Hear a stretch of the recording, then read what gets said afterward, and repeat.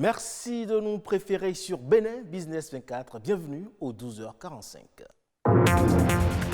Demain 13 juillet, c'est la date retenue pour le déroulement de l'examen national du BEPC. À quelques heures donc, quel est l'état des lieux de la préparation chez les candidats, parents d'élèves et autres acteurs de l'enseignement secondaire? Reportage à suivre.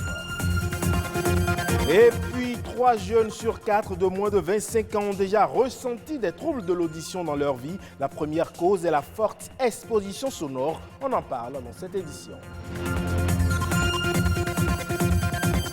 Enfin, on parlera des produits éclaircissants qui connaissent un essor inquiétant en Afrique et en particulier au Bénin, avec pour corollaire la dépigmentation, un effet de mode qui présente pourtant des risques sanitaires.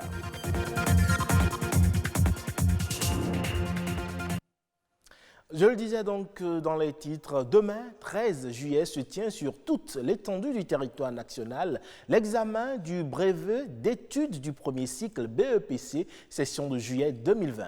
À quelques heures donc de cet examen, candidats, direction départementale de l'enseignement secondaire et collège d'enseignement général s'activent. Le constat est fait ici par une équipe de la rédaction. Suivons plutôt.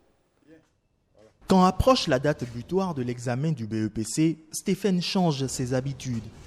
Si autrefois, de retour de l'école, il pouvait se divertir, aujourd'hui, il n'en est plus question.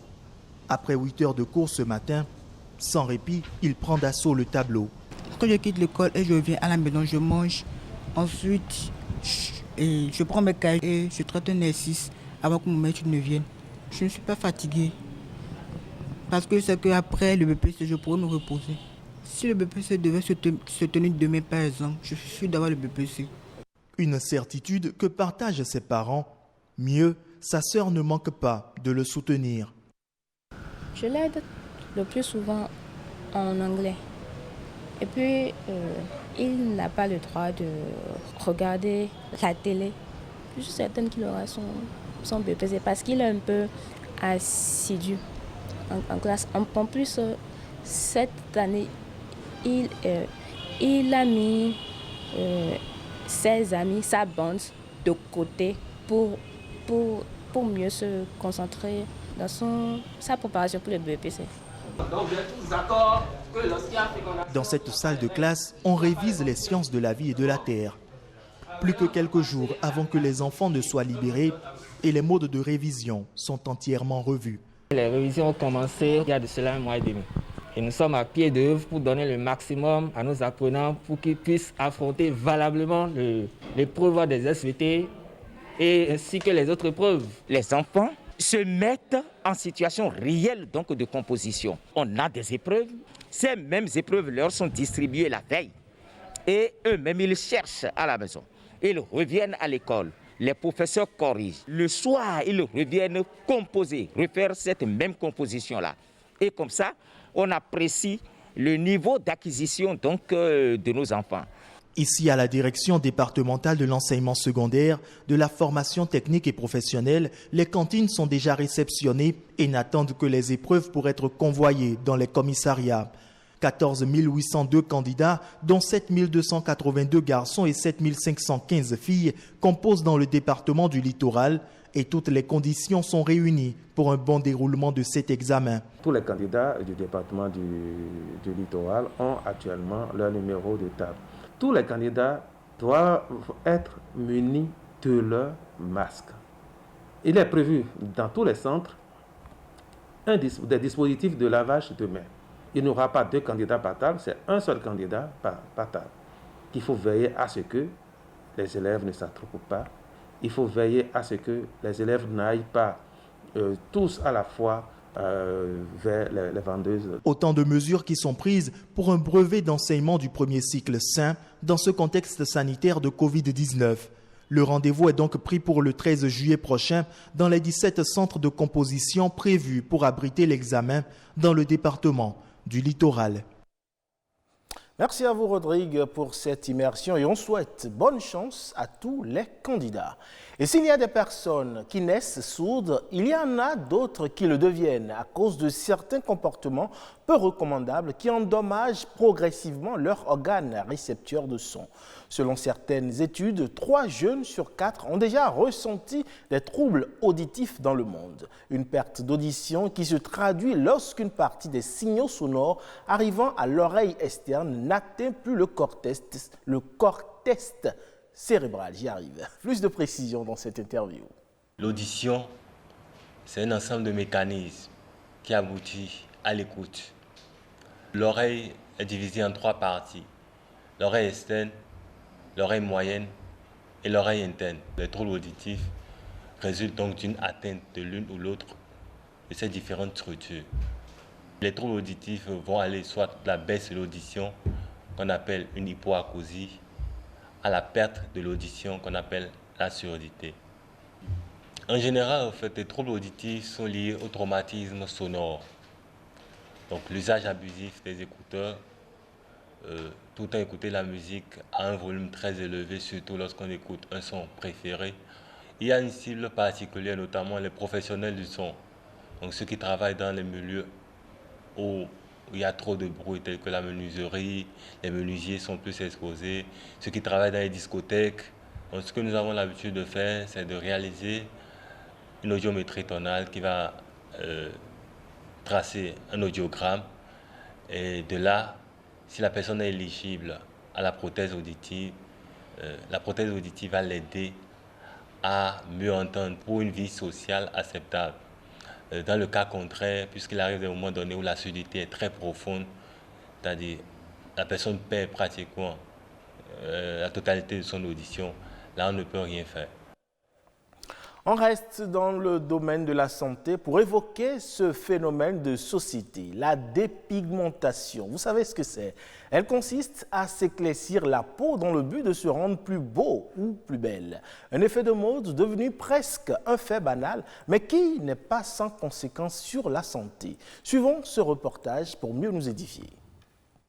En Afrique subsaharienne, il est fréquent de rencontrer des hommes et femmes aux couleurs de peau artificielles. S'éclaircir la peau est donc devenu un phénomène banal. L'obsession de la peau claire est telle que les femmes se font des gommages à l'aide de produits toxiques. Pour les femmes, la dépigmentation est essentielle pour plaire aux hommes. Cependant, la plupart des hommes rencontrés disent apprécier la femme naturelle. Moi, je regarde la femme de beaucoup plus naturelle, d'apparence, et maintenant je regarde ce qu'elle a dans la tête. Quand tu commences, à un moment donné, lorsque vous lâchez, vous allez constater que votre peau commence par devenir multicolore ou multiforme. Cette pathologie prend également le nom de vitiligo. Le désagrément est essentiellement esthétique avec toutes les conséquences sociales que cela suppose. Ici, nous assistons à l'apparition de taches blanches sur les pieds, les mains, le visage, les lèvres ou toute autre partie du corps de l'individu. Les mélacocytes, cellules responsables de la couleur de la peau, disparaissent. La dépigmentation est alors plus ou moins importante et les taches de taille variable. Vous avez donc des complications infectieuses, vous avez la gale, vous avez des complications parasitaires, vous avez des complications bactériennes, vous avez des complications virales, vous avez des complications de tous les types. Vous avez en plus de ça des troubles pigmentaires, vous avez des peaux donc alors qui sont noires, qui sont décolorées, vous avez des problèmes d'ochronodésogènes qui sont liés donc alors au fait que la peau se brûle, liés donc alors au fait qu'il y ait un manque de mélanine et donc les rayons ultraviolets vont brûler la peau. Et vous avez d'autres types de problèmes tels que l'hypertension artérielle, tels que le diabète, tels que les problèmes donc surrénaliens. Et vous avez également des retards à la cicatrisation lors des césariennes. Les conséquences de la dépigmentation peuvent être mortelles. L'individu décapé peut être sujet à un cancer de la peau.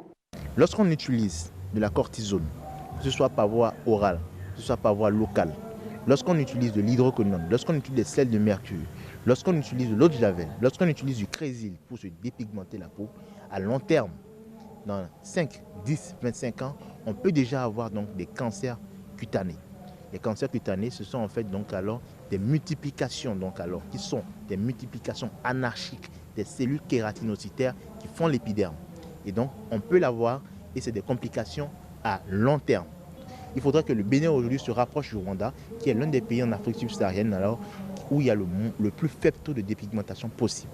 Et on peut y arriver si on peut sensibiliser, s'il y a des moyens, si tout le monde s'y met et qu'on informe les gens de façon claire sur donc, alors, les bienfaits donc, de la peau noire en créant une discrimination positive vis-à-vis de la peau noire. La sensibilisation est donc importante dans les couches adultes, mais également dans les jeunes couches pour éviter que le phénomène ne s'amplifie. Hors de nos frontières à présent, alors que la pandémie de Covid-19 continue de se propager et que les gouvernements se concentrent sur le renforcement des capacités des hôpitaux, eh bien les pays de la zone CEMAC, quant à eux, commencent à réfléchir sur les choix à opérer pour la relance de leur économie. Nos confrères du Cameroun se sont intéressés à la question, suivant leur reportage. L'équation est complexe. Les pays de la CEMAC tirent habituellement leur croissance de l'exportation des matières premières, principalement des hydrocarbures. Ils ne pourront plus s'appuyer sur ce modèle, car les pays acheteurs de matières premières et donc pourvoyeurs de croissance ont eux aussi été négativement impactés par les effets de la crise sanitaire. Comment faire répartir énergiquement la croissance avec un modèle autre que celui-là? L'une des options les plus plausibles est la croissance endogène intracommunautaire. Le Covid a obligé les pays à se refermer sur eux-mêmes. Et cela passe par la diversification de l'économie. Ne pas compter exclusivement sur du pétrole. Il y a le commerce intracommunautaire qu'il faut renforcer parce que la CEMAC est la zone où le commerce intracommunautaire est le plus faible en Afrique. Il y a un espace, cette ouverture de l'espace CEMAC qui permet la libre circulation des biens des personnes, des capitaux et des services. Mais il faut aussi une bonne gouvernance économique et respecter les conditions de convergence. L'accélération de la mise en réseau du marché communautaire nécessite cependant une mise à contribution des politiques publiques dans différents secteurs. À moyen et à long terme, il faut revoir les politiques sectorielles pour diversifier et mettre l'accent sur la production agricole. Et pourquoi pas mettre l'accent sur le secteur tertiaire, le secteur des services. S'il y a les 4 libertés, le secteur des services peut créer de la valeur ajoutée dans l'espace CEMAC. Il y a donc nécessité à les agréger toutes, ces politiques sectorielles, dans le sens de créer l'électrochoc offensif nécessaire à la reprise. Et ce sera tout pour cette édition. Merci pour votre aimable attention. Retrouvez cette édition sur le site de l'ORTB, www.ortb.bj. Portez-vous bien. À très bientôt.